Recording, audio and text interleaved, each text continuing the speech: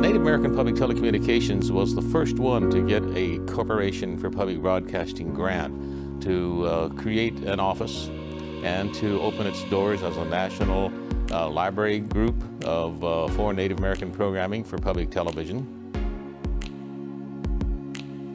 One of the things that we were interested in 30 years ago was making sure that there would be a center for Native American production. It has essentially been the base of a whole Native American film and television movement.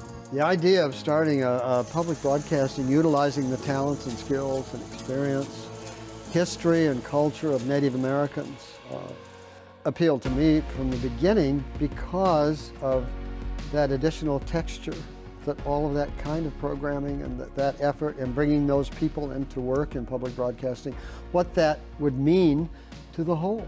After that became the other groups. The Latino Consortium came on board, the National Black Program Consortium came after that, the Asian American Consortium, and then the Pacific Islanders in Communication.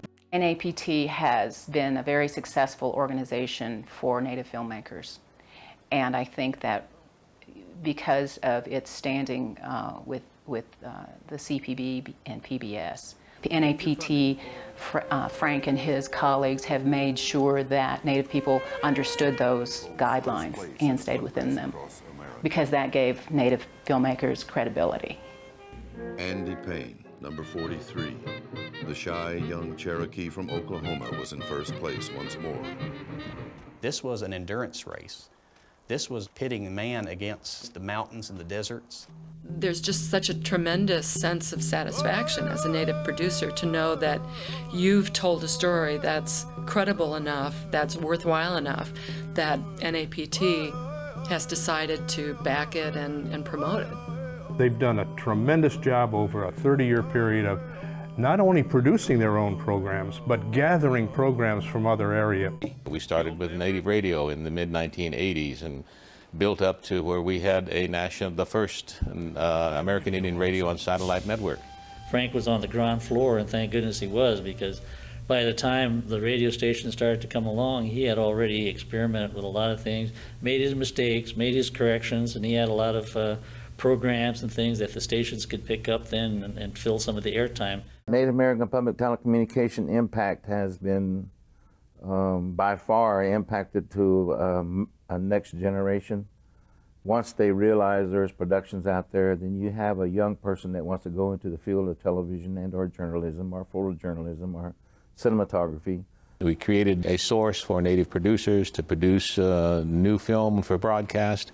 We've created a source of programming for over 30 Native radio stations around the country with a new network that has never been done before, including the first live radio talk show that is still in existence and still on the air. Both NAPT as well as the public television stations in the country are going to have to continue to adapt to new audiences via the new telecommunications facilities and the equipments and capabilities. The idea of enhancing the broadcast through websites, through blogs, through having people talk about these programs, and also to increase the interaction that the producers of that program have with Native people and how that impacts their life. I think it's real exciting where technology is going again, and I think that what the young ones are coming up with their story ideas, with the questions that they're asking. I think all signs point to new media, and new media in the sense of producing for a multiplicity of screens.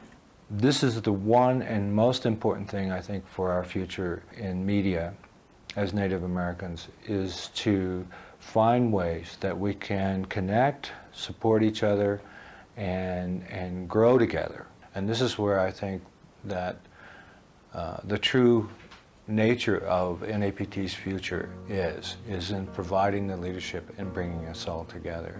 I don't care what the delivery system is. The important thing is keep your eye on the story you want to tell and telling it well. The power of NAPT is it's just scratch the surface. It's just scratch the surface.